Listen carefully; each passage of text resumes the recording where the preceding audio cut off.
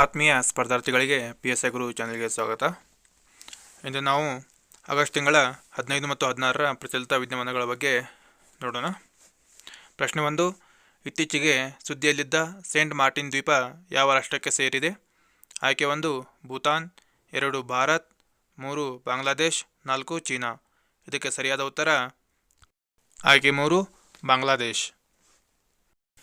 ಈ ಪ್ರಶ್ನೆಗೆ ಸಂಬಂಧಪಟ್ಟ ಮಾಹಿತಿ. ಸೇಂಟ್ ಮಾರ್ಟಿನ್ ದ್ವೀಪವು ಬಾಂಗ್ಲಾದೇಶದಲ್ಲಿ ರಾಜಕೀಯ ಸುನಾಮಿಯನ್ನೇ ಎಬ್ಬಿಸಿದೆ. ಜೀವಭಯದಿಂದ ಢಾಕಾವನ್ನು ತೊರೆದು ಹಸೀನಾ ಅವರು ಭಾರತಕ್ಕೆ ಬಂದಿದ್ದಾರೆ.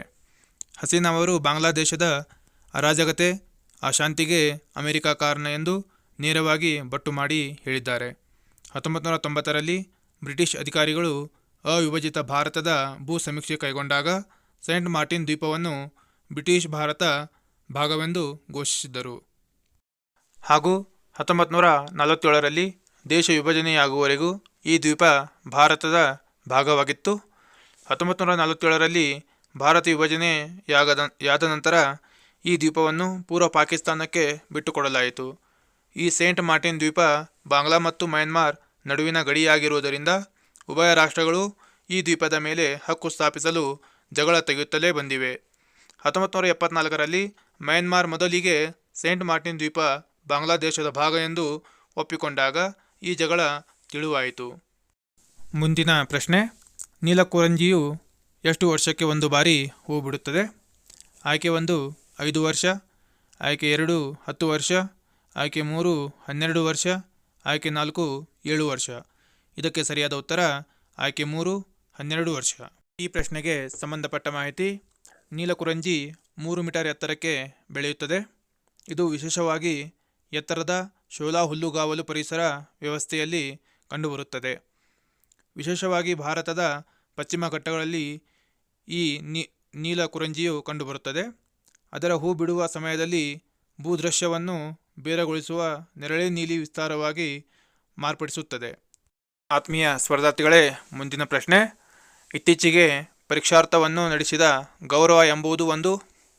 ಆಯ್ಕೆ 1 ರಾಕೆಟ್ ಆಗಿದೆ, ಆಯ್ಕೆ 2 ಉಪಗ್ರಹವಾಗಿದೆ, ಆಯ್ಕೆ 3 ಬಾಂಬ್ ಆಗಿದೆ, ಆಯ್ಕೆ 4 ಕ್ಷಿಪಣಿ ಧ್ವಂಸ ಆಗಿದೆ. ಇದಕ್ಕೆ ಸರಿಯಾದ ಉತ್ತರ ಆಯ್ಕೆ 3 ಇದು ಒಂದು ಬಾಂಬ್ ಆಗಿದೆ.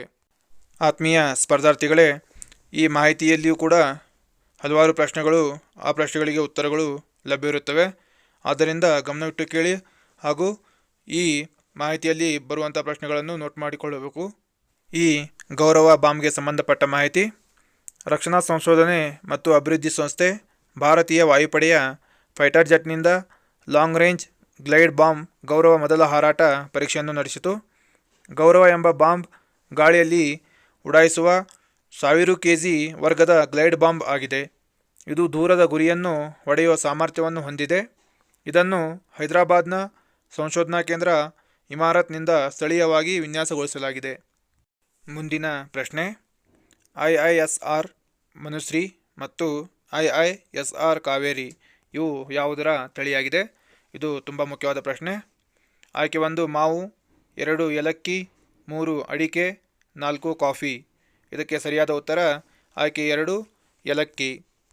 ಈ ಪ್ರಶ್ನೆಗೆ ಸಂಬಂಧಪಟ್ಟ ಮಾಹಿತಿ.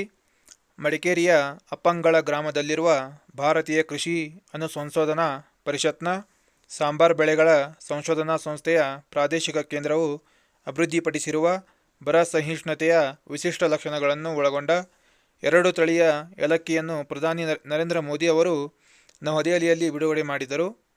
ನವದೆಹಲಿಯಲ್ಲಿ ನಡೆದ ಕಾರ್ಯಕ್ರಮದಲ್ಲಿ ನರೇಂದ್ರ ಮೋದಿ ಅವರು ಒಟ್ಟು 109 ಬಗೆಯ ತೋಟಗಾರಿಕೆ ಮತ್ತು ಕೃಷಿ ಬೆಳೆಗಳ ಹೊಸ ತಳಿಗಳನ್ನು ಬಿಡುಗಡೆಗೊಳಿಸಿದರು.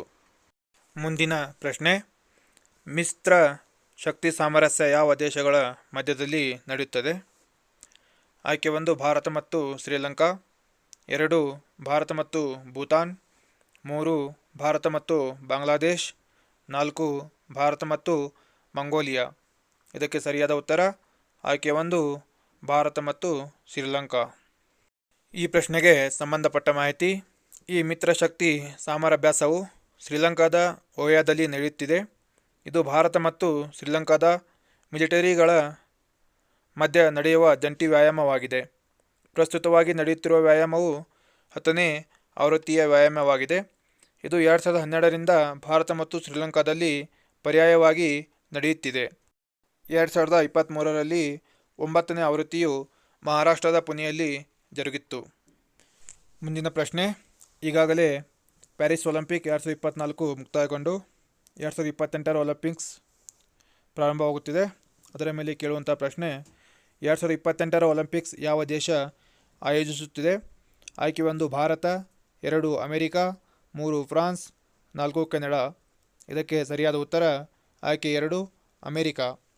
ಈ ಪ್ರಶ್ನೆಗೆ ಸಂಬಂಧಪಟ್ಟ ಮಾಹಿತಿ, ಅಮೆರಿಕ 2024ರ ಪ್ಯಾರಿಸ್ ಒಲಿಂಪಿಕ್ನಲ್ಲಿ ಹಲವಾರು ಪದಕಗಳನ್ನು ಗೆಲ್ಲುವುದರ ಮೂಲಕ ತನ್ನದೇ ಆದ ಒಂದು ಛಾಯೆಯನ್ನು ರೂಪಿಸಿದೆ. 2024ರ ಪ್ಯಾರಿಸ್ ಒಲಿಂಪಿಕ್ಗೆ ಭಾನುವಾರ ವರ್ಣರಂಜಿತ ತೆರೆ 6 ಪದಕಗಳೊಂದಿಗೆ ಭಾರತ ಅಭಿಯಾನ ಅಂತ್ಯ. 1 ಬೆಳ್ಳಿ, 5 ಕಂಚಿನ ಪದಕಗಳನ್ನು ಭಾರತ ಪಡೆದುಕೊಂಡಿದೆ. ಮಾಜಿ ಶೂಟರ್ ಅಭಿನವ್ ಬಿಂದ್ರಾಗೆ ಒಲಿಂಪಿಕ್ ಆರ್ಡರ್ ಗೌರವವನ್ನು ನೀಡಿ ಗೌರವಿಸಲಾಗಿದೆ. ಅಮೆರಿಕದ ಲಾಸ್ ಏಂಜಲೀಸ್ನಲ್ಲಿ 2028ರ ಒಲಿಂಪಿಕ್ಸ್ ಆಯೋಜನೆ ಮಾಡಲಾಗಿದೆ. ಈ ಒಲಿಂಪಿಕ್ನಲ್ಲಿ 40 ಚಿನ್ನದ ಪದಕಗಳನ್ನು ಗೆಲ್ಲುವುದರ ಮೂಲಕ ಅಮೆರಿಕ ತನ್ನ ಛಾಯೆಯನ್ನು ಮೂಡಿಸಿದೆ. ಮುಂದಿನ ಪ್ರಶ್ನೆ, ಇತ್ತೀಚೆಗೆ ವಿಶ್ವಸಂಸ್ಥೆಯಲ್ಲಿ ಭಾರತದ ರಾಯಭಾರಿಯಾಗಿ ಯಾರನ್ನು ನೇಮಕ ಮಾಡಲಾಗಿದೆ? ಆತ್ಮೀಯ ಸ್ಪರ್ಧಾರ್ಥಿಗಳೇ, ಇದು ತುಂಬ ಮುಖ್ಯವಾದ ಪ್ರಶ್ನೆ. ಆಯ್ಕೆ 1 ಸುಬ್ರಹ್ಮಣ್ಯ ಅಯ್ಯರ್, 2 ರುಚಿರಾ ಕಾಂಬೋಜ್, 3 ಪಿ ಹರೀಶ್, 4 ಅಮಿತಾಬ್ ಕಾಂತ್. ಇದಕ್ಕೆ ಸರಿಯಾದ ಉತ್ತರ ಆಯ್ಕೆ 3 ಪಿ ಹರೀಶ್. ಈ ಪ್ರಶ್ನೆಗೆ ಸಂಬಂಧಪಟ್ಟ ಮಾಹಿತಿ, ಜರ್ಮನಿಯಲ್ಲಿ ಭಾರತದ ರಾಯಭಾರಿಯಾಗಿರುವ ಪರ್ವತ್ ನೇನಿ ಹರೀಶ್ ಅವರನ್ನು ವಿಶ್ವಸಂಸ್ಥೆಯಲ್ಲಿ ಭಾರತದ ರಾಯಭಾರಿಯಾಗಿ ಹಾಗೂ ಖಾಯಂ ಪ್ರತಿನಿಧಿಯಾಗಿ ಕೇಂದ್ರ ಸರ್ಕಾರ ನೇಮಕ ಮಾಡಿದೆ. ಇವರು 1990ರ ಬ್ಯಾಚ್ನ IFSನ ಅಧಿಕಾರಿಯಾಗಿದ್ದಾರೆ. ಭಾರತದ ಖಾಯಂ ಪ್ರತಿನಿಧಿಯಾಗಿದ್ದ ರುಚಿರಾ ಕಾಂಬೋಜ್ ಅವರು ಜೂನ್ 1ರಂದು ನಿವೃತ್ತಿಯಾದರು. ಇವರ ನಿವೃತ್ತಿಯಿಂದ ಖಾಲಿಯಾದ ಸ್ಥಾನಕ್ಕೆ ಪಿ ಹರೀಶ್ ಅವರನ್ನು ಕೇಂದ್ರ ಸರ್ಕಾರ ನೇಮಿಸಿದೆ. ಮುಂದಿನ ಪ್ರಶ್ನೆ, ಜಾರಿ ನಿರ್ದೇಶನಾಲಯ ಇಡಿನ ಪೂರ್ಣಾವಧಿ ನಿರ್ದೇಶಕರಾಗಿ ಯಾರು ನೇಮಕಗೊಂಡಿದ್ದಾರೆ? ಆಯ್ಕೆ 1 ರಾಹುಲ್ ನವೀನ್, 2 ಸತ್ಯಜಿತ್ ಸಿಂಗ್, 3 ಅಭಯ್ ಕುಮಾರ್, 4 ನವೀನ್ ಮಿರ್ಜಾ. ಇದಕ್ಕೆ ಸರಿಯಾದ ಉತ್ತರ ಆಯ್ಕೆ 1 ರಾಹುಲ್ ನವೀನ್. ಈ ಪ್ರಶ್ನೆಗೆ ಸಂಬಂಧಪಟ್ಟ ಮಾಹಿತಿ, ರಾಹುಲ್ ನವೀನ್ ಅವರಿಗೆ 2 ವರ್ಷದ ಅವಧಿಗೆ ನೇಮಿಸಲಾಗಿದೆ. ಇವರು ಕಳೆದ ವರ್ಷ ಸೆಪ್ಟೆಂಬರ್ನಿಂದ ಇಡಿ ವಿಶೇಷ ನಿರ್ದೇಶಕ, ಹಂಗಾಮಿ ನಿರ್ದೇಶಕರಾಗಿ ಸೇವೆ ಸಲ್ಲಿಸಿದ್ದಾರೆ. ಇವರು ತಮ್ಮ ಸೇವೆಯಲ್ಲಿ ದೆಹಲಿ ಸಿಎಂ ಅರವಿಂದ್ ಕೇಜ್ರಿವಾಲ್ ಮತ್ತು ಜಾರ್ಖಂಡ್ ಸಿಎಂ ಹೇಮಂತ್ ಸೊರೇನ್ ಅವರನ್ನು ಅಕ್ರಮ ಹಣ ವರ್ಗಾವಣೆಯಲ್ಲಿ ಬಂಧಿಸಿದ್ದರು. ಆತ್ಮೀಯ ಸ್ಪರ್ಧಾರ್ಥಿಗಳೇ, ಕೊನೆಯದಾಗಿ ಈ ಚಾನಲನ್ನು ಸಬ್ಸ್ಕ್ರೈಬ್ ಮಾಡುವುದರ ಮೂಲಕ ಮುಂದೆ ಬರುವ ನೋಟಿಫಿಕೇಷನ್ಗಳನ್ನು ಮೊದಲಿಗೆ ನೋಡಿಕೊಳ್ಳುವ ಅವಕಾಶ ನೀವು ಮಾಡಿಕೊಳ್ಳಬಹುದು.